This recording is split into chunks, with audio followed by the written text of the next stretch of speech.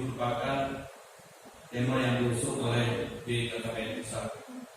Kita bisa melaksanakan sebuah acara yang sangat sederhana sesuai dengan protokol penyebaran COVID itu.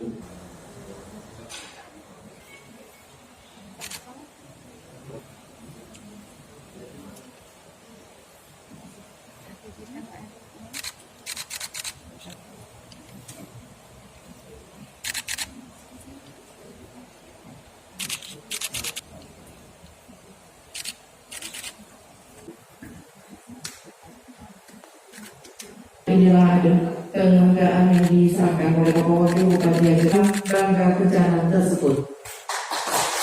Dilakukan sesi foto bersama. 1, 2, 3. Kita dengan sore hari keluarga nasional sejak tahun 1993 serta menginspirasi setiap keluarga untuk tetap menjaga semangat dan upaya mewujudkan keluarga berkualitas.